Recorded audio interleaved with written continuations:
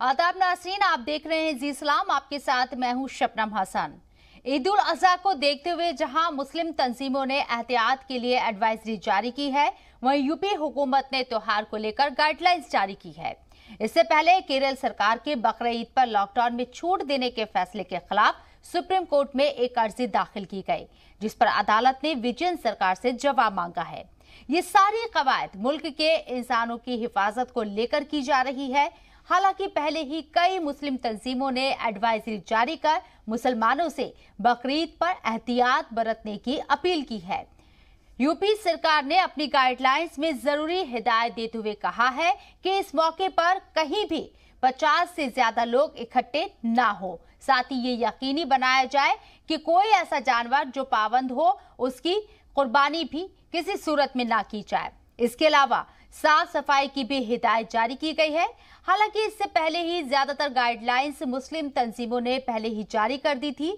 शाही जामा मस्जिद के इमाम और जमीयत उलेमाए हिंद समेत दीगर उलेमा ने वतन के मुसलमानों से अपील करते हुए कहा कि अभी कोरोना का दौर खत्म नहीं हुआ है, इसलिए ईदगाहों में भी सोशल डिस्टेंसिंग का खास ख्याल रखें। तंजीम ने मशवरा दिया है कि बेहतर है कि सूरज निकलने के 20 मिनट बाद या फिर जितना जल्दी हो सके छोटी नमाज और खुतबा अदा करें। इस दौरान पाबंद किए गए जानवरों की कुर्बानी को सख्त अंदाज में मना किया गया। इससे पहले इस्लामिक सेंटर ऑफ इंडिया ने भी एडवाइजरी जारी की है।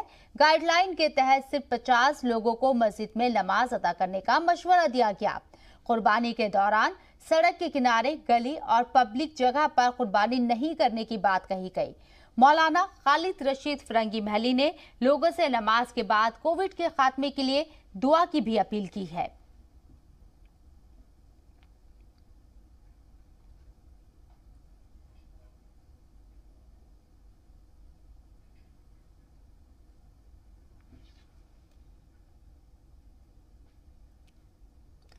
और ईद पर एहतियात, इस मौजू पर बात करने के लिए हमारे साथ खुसूसी मेहमान जुड़ चुके हैं। उनका तारुफ आपसे कराना चाहेंगे। मौलाना जाहिद रजा साहब हैं, रिलीजियस लीडर हैं। मुफ्ती शामून कासमी साहब भी रिलीजियस लीडर हैं। दोनों हमारे साथ मौजूद हैं इस वक्त बात करने के लिए। आप दोनों का इस्तकबाल करना चाहेंगे जी सलाम पर। मौलाना जाहिद रजा साहब, आपसे मेरा सवाल ये कहें कि नाज़रीन को बेदार करने के लिए हम ये तमाम कोशिशें कर रही हैं कि कोविड चल रहा है, त्योहार भी हमें मनाना है, लेकिन एक सुकून के साथ और कोविड प्रोटोकॉल पर अमल करते हुए इस त्योहार को मनाया जाए। आप नाज़रीन को किस तरह से बेदार करेंगे अपने हवाले से? देखिए मोहतरमा, सबसे पहले तो मैं आपके चैनल के जरिए आलम इस्लाम को, पूरी इंसानियत को, पूरे संसार को ईद उल अजहा की मुबारकबाद पेश करता हूँ और दुआ करता हूँ कि अल्लाह ताला खैर और आफियत के साथ और अमन और सलामती के साथ पूरे आलम को और पूरी इंसानियत को ये त्यौहार मनाने की तौफीक अता फरमाए। साथ ही साथ जी सलाम की बेहतरीन काविशों को मैं खराज तहसीन पेश करता हूँ कि जो गाहे बगाहे इन मौके पर अवाम को बेदार करने के लिए, उलमा का और दानिश्वरों के पैगाम को आम करने के लिए ये पहल करते हैं और ये इक़दाम करते हैं। ईद कुर्बा यकीनी तौर पर परसों 21 अगस्त को हिंदुस्तान में मनाई जाएगी। गुज़िश्ता 2 साल से जब से ये कोरोना वायरस का मामला शुरू हुआ है, कोविड-19, हुकूमतों की जो भी गाइडलाइंस हैं वो पूरे तौर पर मैं समझता हूँ मुसलमान रमज़ान, ईद उल फित्र, जुमातुल वदा, नमाज तरावी, रोज़ा इफ्तार के एहतमाम, ये सारी की सारी चीज़ों में अल्हम्दुलिल्लाह हिंदुस्तान का मुसलमान मुकम्मल किसी से कम नहीं रहा और वो पूरा ताउन, वो पूरा सहयोग हुकूमत को दिया और कोरोना वायरस के मुताबिक जारी गाइडलाइन को दिया और वो किसी पर एहसान नहीं बल्कि इंसानियत के तहफ़्फ़ुज़ के लिए, समाज के तहफ़्फ़ुज़ के लिए, अच्छे माशरे के लिए पूरे तौर पर ताउन दिया। मैं बार बार ये बात अर्ज़ करता हूँ कि जो कवानीन और जो अहकामात आज नाफिज किए जा रहे हैं, बिलखुसूस कुर्बानी के ताल्लुक से, इस्लाम दीन फितरत है, सिस्टमेटिक मजहब है, इस्लाम मजहब महज़ब है। पैगम्बर इस्लाम नबी अकरम सल्लल्लाहु अलैहि वसल्लम ने आज से 1400 साल पहले वो तमाम मसाइल, वो तमाम एहतियात और ईद कुर्बा के ताल्लुक से, कुर्बानी के ताल्लुक से, गोश्त के ताल्लुक से, एहतियात के ताल्लुक से, पर्दे के ताल्लुक से, प्रॉफिट ऑफ इस्लाम हज़रत मोहम्मद सल्लल्लाहु अलैहि वसल्लम जो हमारे जान है, हमारे ईमान की रूह है, पैगम्बर इस्लाम ने हर मसले की हमें तालीम दी है। तो ये बहुत अच्छी चीज़ है। मैं एक ही बात कहता हूं कि जो इंसान, जो मुसलमान कुर्बानी करे और इन तमाम चीज़ों को ना अपनाए, बद एहतियाती करे, गोश्त की नुमाइश करे, जानवरों की नुमाइश करे, उसके गोश्त का और खून का लिहाज न रखे, सफाई के ख्याल न रखे, वो कानून का मुजरिम तो बाद में है, इस्लाम का मुजरिम पहले है। पैगंबर इस्लाम सल्लल्लाहु अलैहि वसल्लम ने हमें वो तमाम अहकामात, वो तमाम नुस्खे अता फरमा दिए कि जो इंसानियत के तहफ़्फ़ुज़, इंसानियत की बका के लिए, बरादरान वतन के हुकूक का मामला हो, अमन का मामला हो, आफियत का मामला हो, सफाई का मामला हो, कोई मामला ऐसा नहीं है। इसलिए पैगंबर इस्लाम को नमूने अमल कहा गया है, उसवे हसना उनकी जिंदगी को कहा गया है। तो कुर्बानी के ताल्लुक से अब 2 साल से ये कोविड का मामला चल रहा है, इसमें एहतियात लाजिम है। जैसा कि मैंने अर्ज किया कि मुसलमानों ने हर मरहले में जुमा जैसी चीज, अलविदा जैसी चीज, तरावी जैसी चीज, नमाज ईद उल फित्र जैसी चीज, रमजान मुबारक के रोजे जैसी चीज, वो सब हमने तर्क किए और एहतियात से काम लिया। तो हमारे मुस्लिम उलमा, दानिश्वर, हमारी मुस्लिम तंजीमों की तरफ से भरपूर ये अपील भी की जा रही है। और मैं समझता हूँ गुज़िश्ता ये दूसरी ईद है कोरोना वायरस के ताल्लुक से। गुज़िश्ता साल भी अल्हम्दुलिल्लाह खैर और आफियत के साथ और अमन के साथ पूरे मुल्क में ईद उल अज़हा मनाई गई। और इस मरतबा भी हमारे उलमा की अपील का, हमारे खुतबा के खुतबों का, हमारे दानिश्वरा की अपील का पूरा पूरा असर होगा। और यकीनी तौर पर जैसा कि मैंने कहा, इस्लाम मजहब मुहज़्ज़ब है, वो किसी को तकलीफ देना और किसी को ईजा देने का तसव्वुर नहीं कर सकता। जो पैगंबर, जो मजहब वुजू में पानी कम बहाने का हुक्म दे, इसराफ बेजा का ना हुक्म दे, अपने पड़ोसियों के हुकूक का पूरा ख्याल कर दे, वो पैगंबर जो ये तालीम दे कि रास्ते में अगर कोई तकलीफ देने वाली चीज पड़ी हो तो उसको हटा दो, इस पर भी तुम्हें अल्लाह अजर अता फरमाएगा, वो मजहब ये कैसे बर्दाश्त कर सकता है? या उस पैगंबर की ये कैसे तालीम हो सकती है कि किसी पड़ोसी का दिल दुखे, किसी शहर के लोगों का दिल दुखे, किसी को तकलीफ पहुंचे, इंसानियत का तहफ़्फ़ुज़ न हो? ये ऐसे मजहब के हम मानने वाले हैं। मुसलमानों को चाहिए कि जिस तरह गुज़िश्ता 2 साल से और पूरे उसमें हसना में बात मौजूद है, हमने अमल किया, हम इंशाअल्लाह ताला पूरे यकीन और वसूख के साथ ये बात कह सकते हैं कि आइंदा आने वाली ईद कुर्बा भी हम इसी तरह मनाएंगे। हुकूमत को भी ताउन रहेगा और मजहब मुहज़्ज़ब की तालीमात, पैगंबर इस्लाम के उसवे हसना पर भी इंशाअल्लाह ताला हम पूरे तौर पर अमल करेंगे। आप जैसे दानिश्वर अगर आवाम को इस तरीके से बेदार करेंगे तो जाहिर सी बात है कि जैसा आपने भी कहा कि ये दूसरा साल है, हम दूसरी ईद मनाने जा रहे हैं कोविड के मद्देनजर। बहुत ज्यादा एहतियात लोगों ने पहले भी बरती है और ज्यादा लोगों को अवेयर होने की जरूरत है, क्योंकि अब जैसे कि सेकेंड वेव खत्म हो गई है लेकिन कोरोना खत्म नहीं हुआ है, तीसरी वेव आने वाली है। मुफ्ती शमूल कासमी साहब भी मेरे साथ मौजूद हैं, उनसे मैं सवाल लेना चाहूंगी। मुफ्ती शमूल कासमी साहब, जैसे कि मैंने जिक्र किया कि सेकेंड वेव तो खत्म हो गई है, लोगों ने अब ये इत्मीनान भी कर लिया है कि अब कोरोना नहीं है, लेकिन ऐसा नहीं है, तीसरी वेव आने वाली है। तमाम एहतियात हमें बरतते हुए, आपसे पहले भी मेरी बात हुई है, मीठी ईद पर भी आपसे बात हुई थी कि किस तरीके से लोगों को ईद मनानी चाहिए। इस्लाम की रोशनी में भी आपने बताया था कि अगर कोई मसला है तो उसका हल निकाला जा सकता है, उस पर अमल किया जा सकता है। तमाम नाज़रीन को आप क्या पैगाम देना चाहेंगे इस्लाम की रोशनी में? मैं सबसे पहले तो आपको और आपके जितने नाजरीन हैं, जो हमारे दर्शक हैं, जो जी सलाम को देखते हैं और जहाँ तक जी सलाम का पैगाम पहुँचता है, मैं सारे देश को और पूरी दुनिया को इस कुर्बानी के मौके पर, ईद उल अज़हा के मौके पर सबको मुबारकबाद देना चाहता हूँ। और हज़रत इब्राहीम अलैहिस्सलाम जो हम सब के लिए, मैंने इसलिए कहा कि 3 बड़े मजहब इस्लाम और क्रिश्चियनिटी और यहूदी, वो हज़रत इब्राहीम अलैहिस्सलाम को सब मानते हैं और ये हज़रत इब्राहीम अलैहिस्सलाम की याद में ये कुर्बानी को हम मुसलमान करते हैं और ये उन्हीं के ऊपर वाजिब है जो साहिबे हैसियत हैं। तो मैं इस मौके पर एक तो ये बात कहना चाहूँगा कि आपके ज़रिए से कि अभी हमारे मुल्क में भी ख़ास तौर से जो इस वक्त ये वबा आई है कोरोना, और इससे बहुत सारे हमारे लवाहिकीन, हमारे मुतवस्सिलीन इस दुनिया से चले गए। अल्लाह उनकी मग़फ़िरत करे और उनके जो वारिसीन हैं उन्हें सब्र दे। बड़े बड़े कीमती लोग हमारे इस बीच में से गए हैं।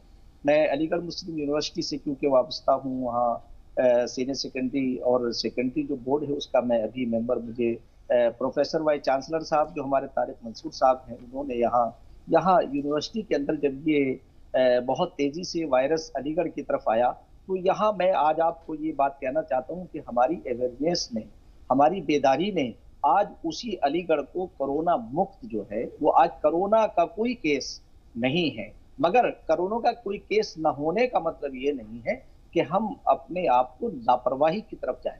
जैसा कि देश के लोग इस वक्त मैं देख रहा हूँ कि बड़ी बड़ी रैलियां कर रहे हैं या भीड़ हो रही है, तो उन लोगों को ये चाहिए, पब्लिक को ये चाहिए कि वो इसमें एहतियात करें और जो हुकूमत की गाइडलाइंस हैं उसी के हिसाब, उसी के मुताबिक अमल करें।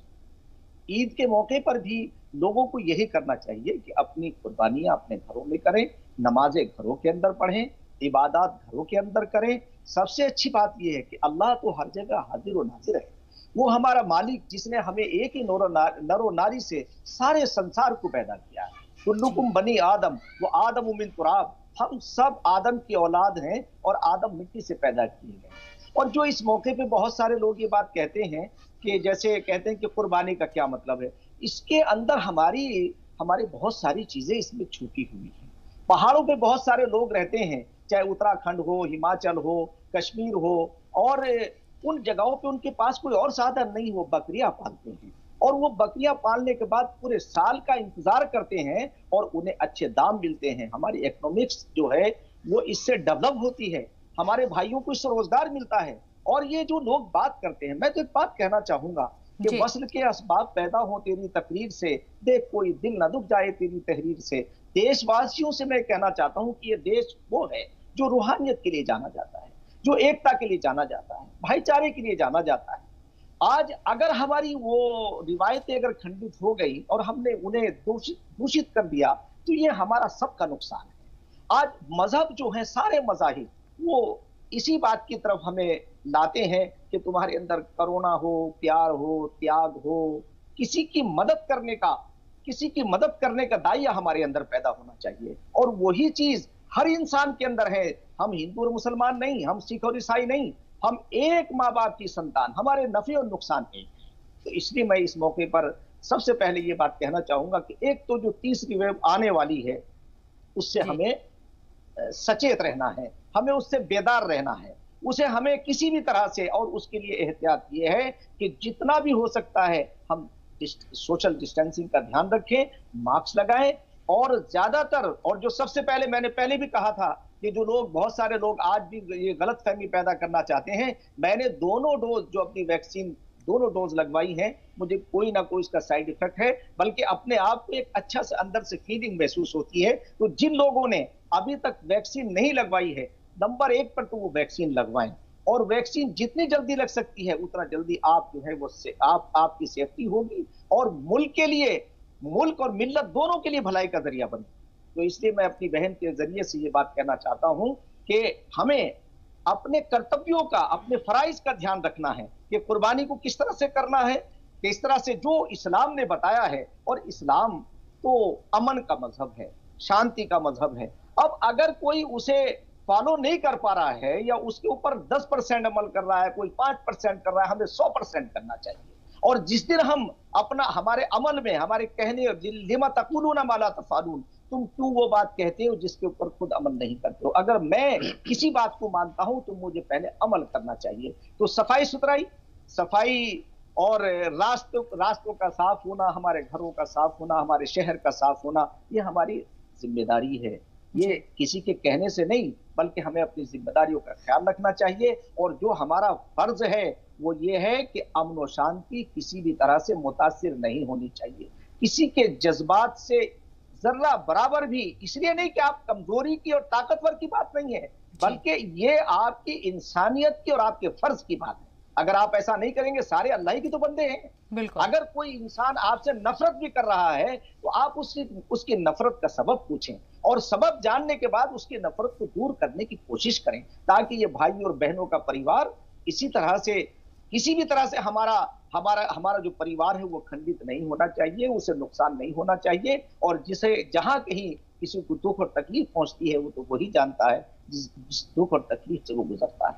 आज हमारा एक नौजवान जिसने जो अच्छा आगे और अच्छा कर सकता था, गया, अल्लाह उसकी भी मग़फ़िरत फरमाए और हम सबको सीधे रास्ते पर चलने की तौफीक अता फरमाए। और हम सबको अपने दूध और खून के रिश्तों की पवित्रता को, आज हमारी बहनें जो आज हालात सामने आते हैं, तो मैं उन नौजवानों से ये बात कहना चाहूंगा कि हम सब अपनी बहनों का ख्याल रखें, अपने भाइयों का ख्याल रखें, इसलिए कि इस्लाम ने कहा कि वो हम में से नहीं जो हमारे बड़ों का एहतराम ना करे, बड़ों का अदब ना करे, छोटों से मोहब्बत ना करे और अपने बुजुर्गों का इकराम ना करें, यानी अपनी बहनों की देखभाल ना करें, वो हम में से नहीं है।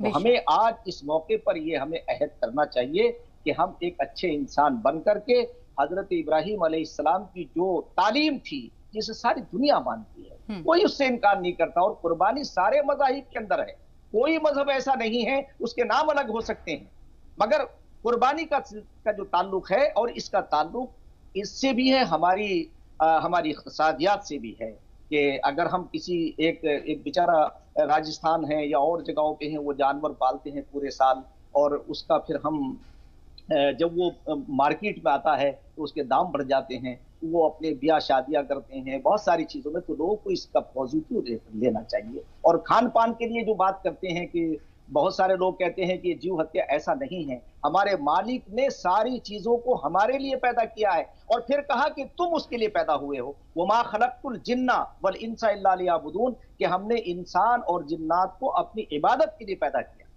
तो हम अल्लाह की इबादत करें, और अल्लाह ने इन सारी चीजों को हमारे लिए पैदा किया है। अब कोई आदमी वेजिटेरियन है, कोई नॉन वेजिटेरियन, तो उसके ऊपर एक दूसरे के ऊपर हमें एतराज नहीं करना चाहिए, बल्कि हमें, अगर हम अपने लिए, जो हम अपने लिए पसंद करते हैं, वो अपने भाई के लिए पसंद करें। अगर आप ये समझते हैं कि भाई सेहत इसमें है कि आप सब्जियां ज्यादा खाएं, तो आप यकीनी तौर से उसका इस्तेमाल, वो भी अच्छा है। मगर आप किसी चीज के ऊपर एतराज करें, तो मैं अपने देश के लोगों से कहना चाहता हूं कि हम अनेकता में एकता, हमारी और हर मजहब के अपने अलग रीति रिवाज हैं, अलग तरीके से वो अपने मजहब को मानते हैं, और इस सब का ये हक भी है कि हर मजहब को इंसान अपने तरीके से वो माने, जो मजहब में उसके लिखा है उसको फॉलो करे, इसमें कोई एतराज भी नहीं होना चाहिए। मौलाना जाहिद रजा साहब, आज साफ सफाई आधा ईमान है, लेकिन लोग अक्सर भूल जाते हैं कि हमें साफ सफाई रखनी है। अब तो मुआशरा आप देख रहे हैं, हालात आप देख रहे हैं, कोविड की वजह से साफ सफाई का कितना ख्याल रखा जा रहा है। कुर्बानी से मुतालिक अगर मैं आपसे सवाल करूं, तो कुर्बानी जब की जाती है उसमें भी साफ सफाई का बहुत ज़्यादा ख्याल रखा जाता है, लेकिन अमूमन होता यह है कि जानवर की कुर्बानी करने के बाद साफ सफाई की तरफ लोगों का ध्यान हट जाता है और लोग अपने दूसरे कामों में मसरूफ हो जाते हैं, जिससे जो हमारे साथ के जो लोग हैं, दूसरे मजहब के रहने वाले हमारे पड़ोसी हैं, उनको दिक्कतें होती हैं।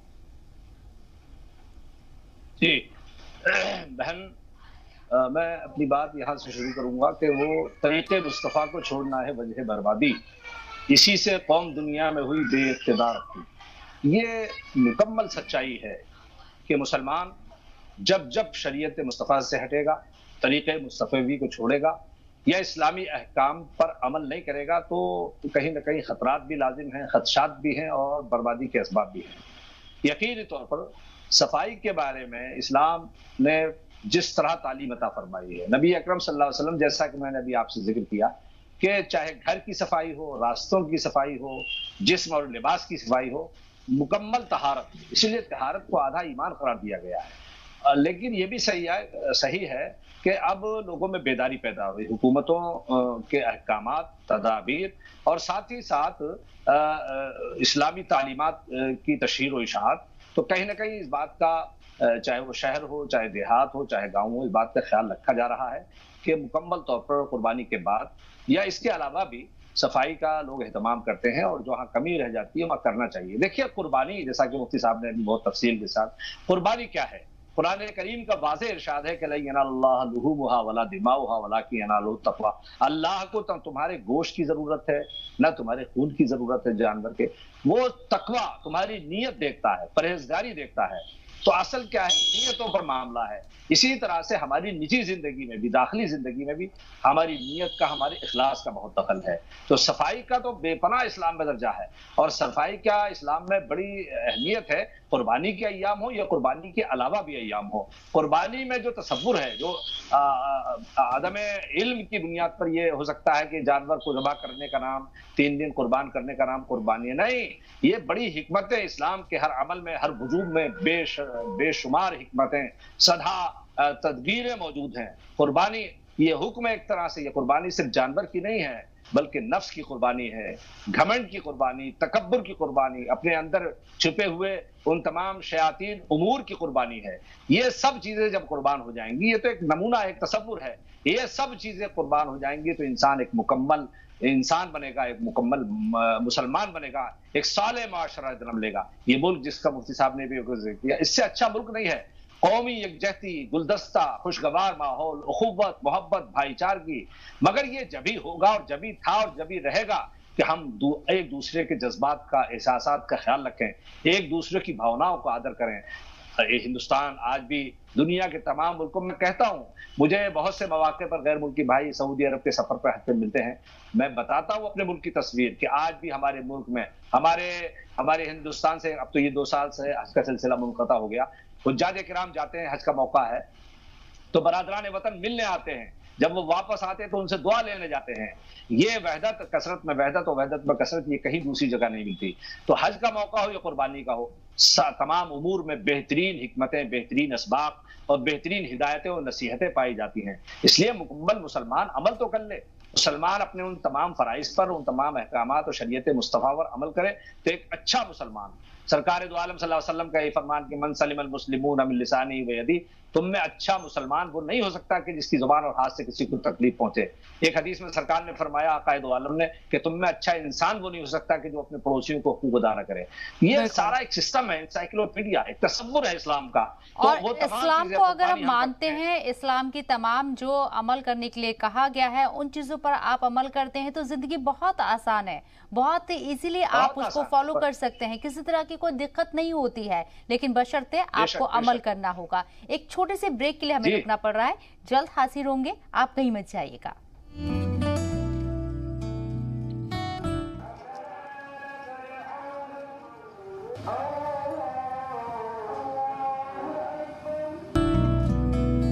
ब्रेक के बाद आप सभी का एक बार फिर से खैर मकदम है। नाज़रीन, 21 तारीख को ईद उल अज़हा का त्यौहार है। ये त्यौहार भी हम बहुत अच्छे से मनाएंगे, बहुत अकीदे के साथ मनाएंगे, खुशदिली के साथ मनाएंगे, लेकिन एहतियात भी हम बरतेंगे। इस बात का हमें अहद करना होगा।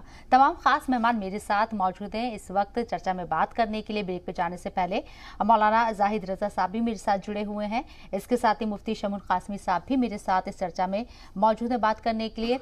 मुफ्ती शमून कासमी साहब, आपसे मेरा सवाल, लास्ट टाइम ईद उल फित्र हमने देखी थी, हम गले नहीं मिले थे लेकिन हमने त्योहार मनाया था। हम लोगों के घर नहीं गए थे सेवैयां खाने के लिए, लेकिन हमने वीडियो कॉल के जरिए लोगों को मुबारकबाद दी थी, गरीबों की मदद की थी। अब बकरीद है, ईद उल अज़हा है, हालांकि कोविड का असर कम है लेकिन खत्म नहीं हुआ है, तीसरी लहर आने वाली है। एहतियात हमें इस बार भी बरतनी है। इस लिहाज से आप और क्या कहना चाहेंगे हमारे नाज़रीन को कि आप ईद का त्यौहार जरूर मनाएं, लेकिन एहतियात पर अमल करना आप पहले भी बता चुके हैं कि बहुत जरूरी है। नमाज से मैं रिलेटेड आपसे एक सवाल करना चाहूंगी। एडवाइजरी जारी की गई है कि 50 से ज्यादा लोग इकट्ठे ना हो मस्जिदों में नमाज के लिए, और जितना हो खुतबा छोटा हो और जल्द से जल्द नमाज अदा कर ली जाए। ये एक एहतियात के तौर पर है। कई मस्जिद आपने देखी होंगी, मदरसे आपने देखे होंगे कि बहुत ज़्यादा जगह नहीं होती है। बड़ी मस्जिदों में तो आप 50 लोग भी वहाँ नमाज पढ़े तो सोशल डिस्टेंसिंग पर अमल हो सकता है, लेकिन जहाँ छोटी जगह है, छोटी मस्जिदें हैं, ज़रूरी है कि वहाँ भी 50 लोग ही इकट्ठे हों। हाँ नहीं, तो सबसे पहले तो मैं शबनम बहन आपको ये मुबारकबाद देता हूँ कि लोग आपकी अपील पर अमल करते हैं। आपने अपने चैनल के जरिए से अपील की थी ईद उल फित्र के मौके पर और लोगों ने उस पर एहतियात बरती है, उनका तो शुक्रिया अदा हम करेंगे। मगर मैं इस बीच में देखिए अपने कुछ अनुभव में जो तजुर्बात हैं, मैंने अभी जैसे बताया कि यहाँ अलीगढ़ मुस्लिम यूनिवर्सिटी में अभी ताज़ा मेरा इंतखाब डॉक्टर तारिक मंसूर साहब वाइस चांसलर हैं, उन्होंने सीनियर सेकेंडरी और सेकेंडरी बोर्ड का सदस्य मेंबर मुझे बनाया। तो यहाँ हमारे अलीगढ़ मुस्लिम यूनिवर्सिटी में 9 स्कूल जो हैं वो उसके अंडर में आते हैं कि बेसिक एजुकेशन को हम मजबूत करें, जिससे हमारी बुनियाद मजबूत हो जाए हमारे बच्चों की, और आगे जाकर वो कंपटीशनों के में जाकर के कामयाबी हासिल कर सकें। तो मैं इस मौके पे एक बात ये कहना चाहूँगा कि जैसे सर सैयद अलैहि रहमा, उन्होंने अलीगढ़ मुस्लिम यूनिवर्सिटी कायम की और एजुकेशन का एक ऐसा गहवारा बनाया। अभी कल मैं एक साहब बड़े विद्वान राहत अबरार साहब वो मेरे से बात कर रहे थे, स्वामी श्रद्धानंद जी की और स्वामी दयानंद जी की। तो उन्होंने जो एक तारीखी काम किया था और वो अपने घर पे वो अलीगढ़ उनसे मिलने के लिए आए। तो मैं आपको ये वो नमाज के बारे में तो बताऊंगा, तो मैं इसलिए कह रहा हूँ कि ये हमारा आपसी मिलना जुलना, विद्वानों के साथ बैठना, ये कितना कारगर साबित होगा। तो मैं ये आज अलीगढ़ में, क्योंकि लगभग 30,000 स्टूडेंट हमारी अलीगढ़ मुस्लिम यूनिवर्सिटी में पढ़ते हैं, और मैंने ये देखा है कि देखिए 4 साल का अरसा हो गया, अभी आखिरी साल है, जो वाइस चांसलर साहब हैं हमारे, बड़ी हिकमत के साथ, और बच्चे हमारे जो कंपटीशन के लिए तैयारी कर रहे हैं और इतना महोत्सव रास्ता उन्होंने इख्तियार किया है, जबकि उससे पहले जो है वो बच्चे थोड़ा विचलित हो जाते थे, या उन्हें आज समझाने का जो एक तरीकाकार हमारे प्रोफेसर साहिबान ने शुरू किया वो बहुत मस्बत है और उसका मस्बत पैगाम जा रहा है। आज उसका नतीजा ये है कि अभी अलीगढ़ में की मैं बात आपसे इसलिए कहना चाहता हूँ कि ये मिसाल बनेगी। यहाँ लगभग 3 साल से ज्यादा अरसे से यहाँ मिस्टर चंद्रभूषण सिंह जो डीएम है अलीगढ़ डिस्ट्रिक्ट के, यहाँ उन्होंने मेहनत की और सारे उन्होंने विद्वानों को बुलाया। परसों एक मीटिंग थी और उन्होंने कहा कि देखो एहतियात से हमने एहतियात से कोरोना को अपने जिले से बाहर कर दिया।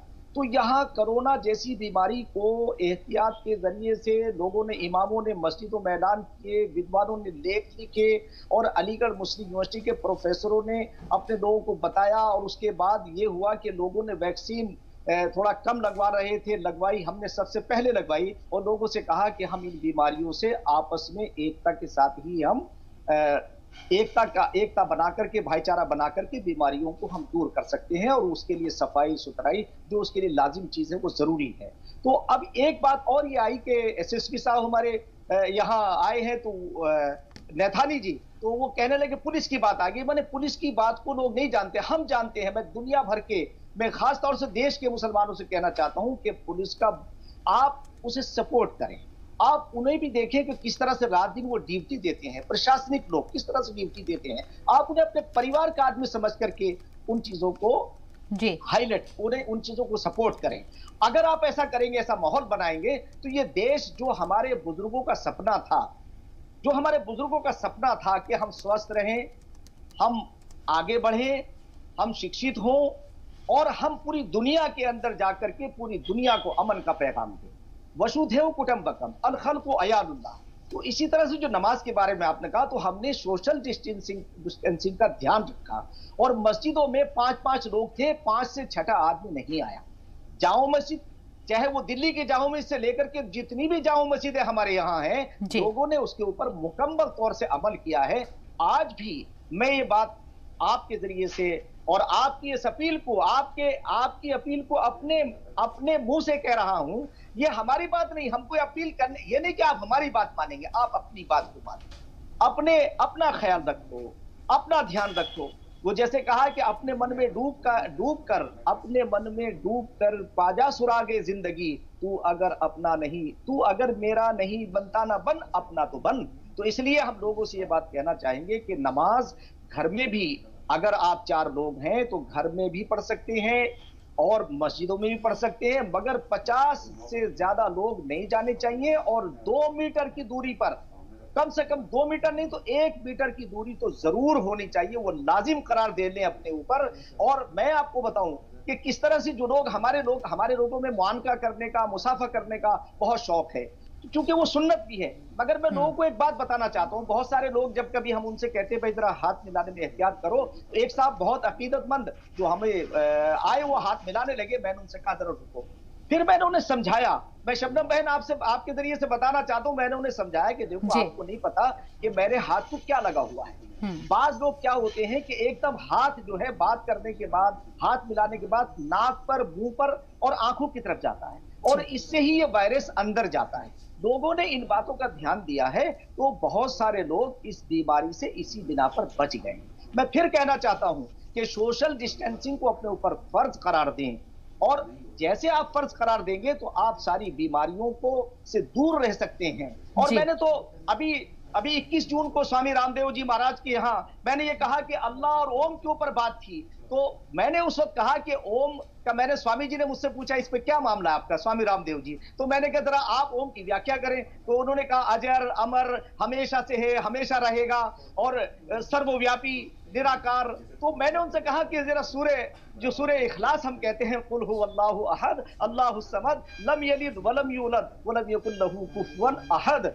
ये मैंने कि बिल्कुल, यानी ये सारी जो बात आप कह रहे हैं, तो मैं आपसे कहना चाहता हूं कि ज्ञान के दौर में अज्ञानता है, और उन अज्ञानियों से मैं कहना चाहता हूं, जब 2015 में ये हमारा जो योग है वो इंटरनेशनल पटल पर हमारे प्रधानमंत्री लेकर के आए श्री नरेंद्र भाई मोदी जी, तो मैंने उसकी सपोर्ट किया था और सारे लोग मुखालफत करने लगे। मैंने उनसे कहा कि पहले समझो, नमाज में भी योग है। बिल्कुल, तो और हर चीज में बेदारी होना बहुत जरूरी है। लोगों को हर चीज के लिए बेदार होना चाहिए। तमाम एहतियात की बात हो या दूसरे मौजू की बात हो, इंसान अगर बेदार होगा तो उसकी अहमियत को समझ पाएगा। मौलाना जाहिद, यही मैं कहना चाहता हूँ, एक मिनट बस, मैं एक बात पूरी करना चाहता हूँ। मैं ये कहना चाहता हूँ कि आप अपनी अना को दूर करिए, भाईचारे को बढ़ाइए और इल्म हासिल करिए। कोई गैर नहीं है, सब अपने हैं। अगर कोई हमसे कोई इस बिना के ऊपर मुखालफत कर रहा है तो हमें उसकी गलतफहमी को दूर करना चाहिए। अभी एक बहस बहुत बढ़िया मुल्क में शुरू हुई है।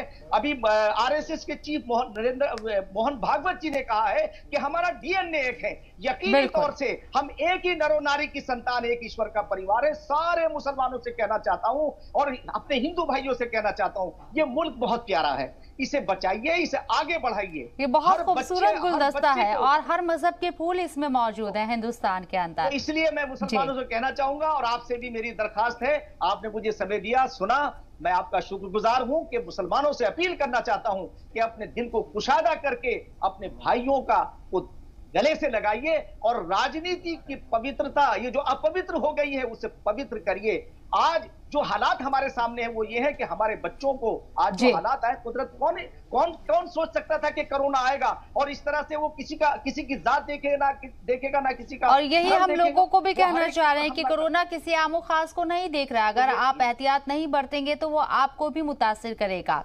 मौलाना जाहिद रज़ा साहब, हमें ये पैगाम देती है कि हम अपने आप को, अपनी ईद हमें ये पैगाम देती है कि हम सारी बुराइयों से बचाएं और अपने आप को अच्छा इंसान बनाएं। ठीक है मुफ्ती शमून साहब। मौलाना जाहिद रज़ा साहब भी बहुत देर से इंतजार कर रहे हैं। मौलाना जाहिद रज़ा साहब जी, मौलाना जाहिद रज़ा साहब, एडवाइजरी में, गाइडलाइंस में कहा गया है कि जो जानवर जिन पर बैन है, जिन पर पाबंदी लगी हुई है, आप उन पर कुर्बानी ना करें। इस बात का भी ख्याल रखा जाए। बकरे के ऊपर इंसान कुर्बानी करता है, ठीक है, बहुत से ऐसे जानवर हैं जो मार्केट में आते हैं लेकिन उन पर पाबंदी लगी है, तो इस पर भी हमें अमल करना चाहिए तमाम लोगों को जो दूसरे जानवर पर कुर्बानी करने के लिए आमादा होते हैं। अगर कोई रूल बनाया गया है, कोई गाइडलाइन बनाई गई है तो उसके पीछे कुछ मकसद होगा, इसको फॉलो करना चाहिए। बहुत सही सवाल आपने किया। सबसे पहले तो मुफ्ती शमून साहब कासमी ने अभी आरएसएस के चीफ मोहन भागवत साहब की तकरीर का जिक्र किया और मैंने भी कुछ इक़्तिबासात सुने हैं। बहुत अच्छी तकरीर थी। खुदा करे कि वो ज़मीनी सतह पर नज़र आए और उस पर अमल हो और जो हिंदुस्तान में नए नए शाखसाने अक़लियतों के ताल्लुक से हो रहे हैं उन पर भी पाबंदी लगे और उनकी तकरीर का ज़मीनी असर देखने को मिले। जहाँ तक ममनुआ जानवरों पर पाबंदी का मामला है, उनकी कुर्बानी का, मैं बार बार वही अर्ज कर रहा हूँ कि खुद पैगंबर इस्लाम ने, नबी अकरम सल्लल्लाहु अलैहि वसल्लम ने सख्ती के तौर पर उन तमाम चीज़ों को मना किया है। आज ये इशू उठ रहा, लेकिन अल्लाह के रसूल सल्लल्लाहु अलैहि वसल्लम तो पहले जिस मुल्क में आप रहते हैं उसके दस्तूर का, उसके आइन का एहतराम करना, वहाँ के शहरियों का, बरादरान वतन का एहतराम करना, तो हमारे उलमा ने, फुक़हा ने सख्ती के साथ उन तमाम चीज़ों पर पाबंदी आयद की है और उस पर अमल भी किया है। ये कहीं ना कहीं जहालत का असर हो सकता है कि उलमा कह रहे हैं, खुतबा कह रहे हैं, लेकिन इसके बावजूद कुछ लोग जहालत की बुनियाद पर ऐसे तमाम जानवरों की कुर्बानी करना फख्र समझते हैं, जो मैं समझता हूँ फख्र नहीं, बाइस गुनाह है। क्योंकि हम जिस मुल्क में, जिस वतन अजीज में रहते हैं, यहाँ का संविधान, यहाँ का कानून, इज्जत जिस चीज से खतरे में हो, तहफ़्फ़ुज़ इज्जत का मसला हो, शरई तौर पर पाबंदी हो, कानूनी तौर पर भी पाबंदी हो, मुसलमानों को हरगिज इस तरह के किसी भी जानवर की, इसलिए कि आपको मैंने जैसा किया, कुर्बानी तो अल्लाह ताला नियतों को देखता है, ना उसे आपके गोश्त और खून की जरूरत है। तो जब आपकी नीयत ठीक नहीं होगी, आप उस मुल्क के दस्तूर का एहतराम नहीं करेंगे, कवानीन का एहतराम नहीं करेंगे, बरादरान वतन के जज्बात और एहसासात का ख्याल नहीं रखेंगे, तो आपकी कुर्बानी कहाँ से हो जाएगी? आप न दीन के, न दुनिया के, न शरई तौर पर आपको अजर मिलेगा और कानूनी तौर पर आप मुजरिम हो जाएंगे। तो सख्ती के साथ इसमें बहुत हद तक कमी हुई है, लेकिन जो लोग इस तरह का अमल करते हैं, उलमा के जरिए बताया जा रहा है और आपके चैनल के जरिए जो बेहतरीन ये बहस है और बेहतरीन पेशकदमी आप इस तरह के मौजूआत पर करते हैं, यकीनी तौर पर उन लोगों को सुनना चाहिए कि इस तरह से न वो दुनिया में उनको कोई उसका अजर मिलेगा, ना जो है दीनी तौर पर, और वो मुजरिम अलग हो जाएंगे देश के कानून के और तहफ़्फ़ुज़ इज्जत का मसला है। हरगिज़ ऐसे हमारे उलमा आसर आला फाजिल बरेलवी अलैहि रहमान है सख्ती के साथ और तमाम हमारे उलमा ने और बुजुर्गों ने तो इन तमाम चीजों का हजरत शाह हमीदुद्दीन नागौरी रहमतुल्लाह तआला अलैह, जो बहुत बड़े बुजुर्ग हैं, ख्वाजा साहब के खलीफा हैं नागौर शरीफ में, उन्होंने अपनी वसीयत में लिखा कि जब मेरी फातिहा हो मरने के बाद तो मेरे फातिहा के मौके पर मेरे उर्स की तकरीब में भी गोश्त का इस्तेमाल न किया जाए, गोश्त न रखा जाए। पूछा हजरत क्यों? तो आपने फरमाया कि मेरे अकीदतमंदों में और मुझसे फैज पाने वालों में सिर्फ मुसलमान नहीं है, मैं नहीं चाहता कि उनके जज्बात और एहसासात मजरूह हों। ये सोच थी और ये फिक्र थी बुजुर्गान दीन की, इसीलिए मुल्क सूफियों का, संतों का, मोहब्बत। जी, इसलिए मुल्क सूफियों का, संतों का है, मोहब्बत की यहाँ बात होती है, यकजहती की बात होती है। मुफ्ती शमून कासमी साहब भी मेरे साथ लाइन पर हैं, उनसे भी हम बात करते हैं। मुफ्ती शमून कासमी साहब, जिन जानवरों पर पाबंदी है उन पर किस तरीके से रोशनी यहाँ डाली है मौलाना जाहिद रजा साहब ने, कितने सही तरीके से उन्होंने समझाने की कोशिश की है कि भाई आप अमल करें इन तमाम चीज़ों पर। वैक्सीन के लिहाज से आपने बात कही थी कि आप खुद दोनों डोज लगवा चुके हैं। अब जब लोगों को बेदार करने की बात हो रही है और आप जैसे दोनों दानिश्वर लोग मेरे साथ इस चर्चा में शामिल हैं, तो क्यों ना वैक्सीन को लेकर भी लोगों को एक बेदारी मैसेज यहाँ पर दें। आप दोनों डोज लगवा चुके हैं, आप इसके गवाह हैं कि इसमें कोई दिक्कत नहीं होती है। तमाम उन भाइयों को, बहनों को आप किस तरीके से रुजू करेंगे कि आप वैक्सीन के लिए आगे आए, क्योंकि देखा जा रहा है कि जो परसेंटेज है मुसलमानों का वैक्सीन लगवाने के लिए वो अभी भी कम है, तो ज्यादा से ज्यादा लोगों को वैक्सीन लगवानी चाहिए। इस बात को खास तौर पर समझना होगा। हाँ बिल्कुल, देखिए इस मौके पर बिल्कुल जाहिद साहब ने बहुत तफसील से उस पर रोशनी डाली है कि एक तो हमें अपने बरादरान वतन के एहसासात का, जज्बात का एहतराम करना चाहिए और वो भी एहतराम करते हैं। और मैंने ये देखा है कि हमारे जो हिंदू भाई हैं तो वो भी हम लोगों के साथ में बहुत अच्छा उनका बर्ताव है। ऐसा नहीं है कि ये दोस्ती बहुत पुरानी है, सदियों से हम साथ रहते आ रहे हैं। हम उनके त्योहारों में शरीक होते हैं, वो हमारी हर चीज में शरीक रहते हैं। अब जैसे आपने वैक्सीन के बारे में कहा तो मैं आपसे ये बात कहना चाहूँगा कि इस वक्त देशवासियों को खास तौर से ये जो बीमारी है ये इतनी मोहलिक और खतरनाक बीमारी है कि इससे बचाव का एक ही रास्ता है कि एक तो हम एहतियात करें। यानी जैसे हमारे प्रधानमंत्री जी कहते हैं कि दवाई भी और कड़ाई भी। तो कड़ाई का मतलब ये है कि हम कहीं भी ढील न दें। और वैक्सीन ये हमारी बड़ी बहुत ही हमारे लिए खुशी का बाइस है कि हमारे मुल्क में 2 वैक्सीन तो यही डेवलप हुई हैं और बाकी जो और वैक्सीन है वो भी आने लगी हैं और देशवासियों को फ्री मिल रही है। तो मैं देश के लोगों से, खास तौर से अपने बहनों और भाइयों से ये अपील करना चाहूँगा कि देखिए इसका ना कोई साइड इफेक्ट है, और बल्कि आप जैसे मैंने पहली डोज लगवाई तो कोई ऐसी चीज़ नहीं हुई, हल्का फुल्का हल्की सी तरह बेचैनी सी महसूस हुई। जब दूसरी लगवाई तो उसमें भी हल्का सा, और बुखार भी बहुत, यानी कई रोज के बाद मुझे हल्का महसूस हुआ। कोई भी यानी ऐसा ना तो ये महसूस हुआ कि ये डोज जब हम लगवा रहे हैं तो कहीं कोई तकलीफ हो रही, कुछ नहीं, बहुत ही। और उसके बाद जो कॉन्फिडेंस डेवलप हुआ है कि एतमाद हमारा जो रहा है कि हम वैक्सीन लगवा चुके हैं, मगर उसके एहतियात के साथ आज भी हम जब मार्केट में जाते हैं तो मास्क लगाते हैं और हमें मास्क लगाते हैं। और इन तमाम प्रोटोकॉल पर आगे भी हमें अमल करते रहना होगा। वैक्सीन हम लगवा लें लेकिन ये ना भूलें कि हमें मास्क नहीं लगाना है, ज्यादा भीड़ भाड़ वाली जगह पर जाने से भी हमें बचना है। और खासकर अब जब त्योहार है, ईद उल अजहा का त्योहार 21 तारीख को पूरे हिंदुस्तान में मनाया जाएगा, तो उसमें भी इस बात का खास ख्याल रखें। तमाम नाज़रीन से ये अपील हम बार बार कर रहे हैं कि आप भीड़ भाड़ वाली जगह पर जाने से बचें, ज्यादा लोगों के कॉन्टैक्ट में आने से बचें। बाहर निकले तो मास्क जरूर लगवाएं, चाहे आपने वैक्सीन लगवाई है या नहीं लगवाई है। मौलाना, बिल्कुल मौलाना जाहिद रजा साहब, मैं आपसे जिक्र करना चाहूंगी इन तमाम चीजों का। आप देख रहे हैं कोरोना चल रहा है, बहुत सारे लोगों की नौकरियां चली गई हैं, माली एतबार से लोग कमजोर हुए हैं। ये सिर्फ हिंदुस्तान के अंदर नहीं है, पूरी दुनिया में ये हालात पैदा हैं कि लोगों की बहुत सारी नौकरियां चली गई, बिजनेस ठप हो गए हैं। हालांकि धीरे धीरे जो जिंदगी है वो मामूल पर लौटने लगी है जब से कोरोना के केसेस कम आने शुरू हुए हैं। ऐसे में ईद उल अजहा पर कुर्बानी की जाती है, एक रकम उसमें खर्च होती है, ये जाहिर सी बात है। जो लोग कुर्बानी नहीं कर पा रहे हैं, आपने भी कहा कि नियत होनी चाहिए, उन लोगों को आप क्या मशवरा देंगे? माली एतबार से जो लोग कमजोर हैं और इस वजह से कुर्बानी नहीं कर पा रहे हैं, तो वो क्या करें?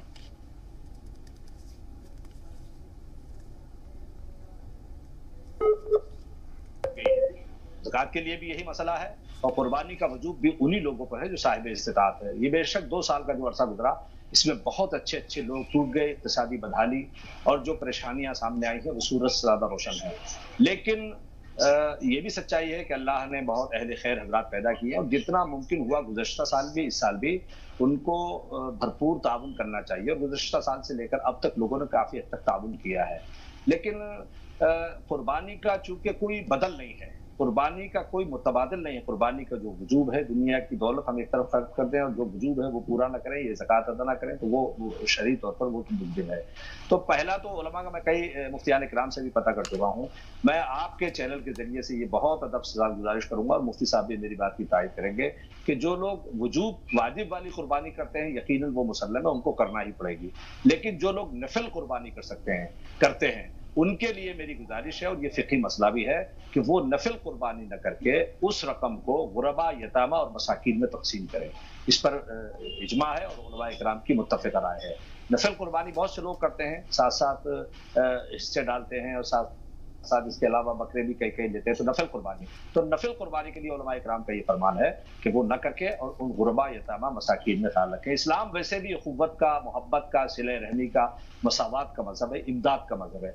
तो मदद करना यतीमों, बेकसों की, बेरोजगारों की और जो इक़्तिसादी तौर पर परेशान हाल है, इस्लाम ने पहले से भी तसव्वुर दिया और हुक्म दिया है। लेकिन खास तौर पर ये 2 साल का वक्त जो गुजरा है वो यकीनन बहुत बदहाली का, बहुत गुर्बत का और बहुत इफलास का वक्त गुजरा है। इसलिए अहले सरवत पर, अहले खैर पर ये वाजिब होता है, ये लाजिम होता है कि वो ज्यादा से ज्यादा इस मौके पर ही। और कुर्बानी के मामले में भी इस्लाम ने देखिए बड़ा सिस्टम से 3 हिस्सों का हुक्म दिया गया है।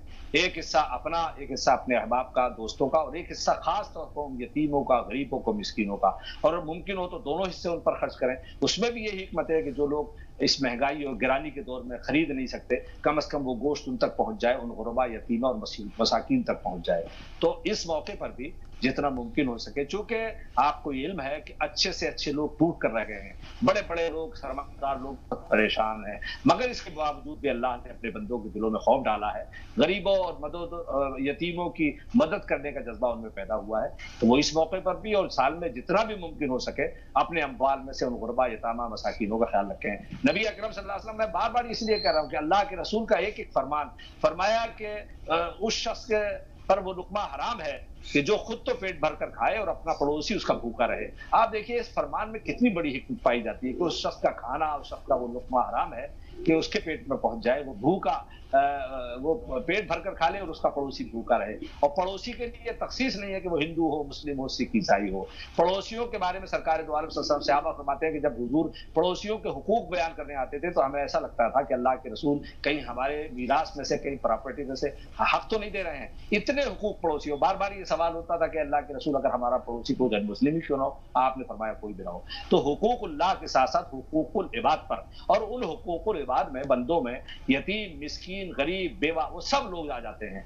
तो इसलिए हम सब पर ये लाजिम है कि ईद उल अज़हा के इस मौके पर नफिली कुर्बानी न करके हम वो रकम उन गुरबा, यतामा, मसाकीन पर खर्च करें। इसके साथ साथ खैरात, इमदाद, ज़कात जितना मुमकिन हो सके उन गुरबा, यतामा, मसाकीन का सख्ती के साथ हमें कुरान करीम में यतामा, ये आपने बहुत अच्छा मशवरा दिया है मौलाना जाहिद रज़ा साहब, बहुत अच्छा आपने मशवरा दिया है। इस प्रोग्राम के जरिए लोगों में मैसेज भी जाएगा, जो लोग निफली कुर्बानी करते हैं वो इस बार ऐसा ना करके जो रकम निफली कुर्बानी में वो अदा करना चाहते हैं, खर्च करना चाहते हैं, इससे बेहतर है कि वो गरीब गुरबा में तकसीम करें। इससे लोगों को 2 वक्त की रोटी भी मिलेगी और उनके जो मसाइल हैं वो कई हद तक दूर भी हो पाएंगे। आप दोनों ने अपना कीमती वक्त निकाला इस चर्चा में शामिल होने के लिए, हमारे नाज़रीन की रहनुमाई करी। आप दोनों का तहे दिल से बहुत बहुत शुक्रिया। इसी के साथ इस खास प्रोग्राम में इतना ही, लेकिन आप ये ना भूलें 21 तारीख को हम ईद मनाएंगे, लेकिन एहतियात के साथ, इस पर अमल जरूर करेंगे। फिलहाल इस खास प्रोग्राम में इतना ही, दीजिए इजाजत, आदाब।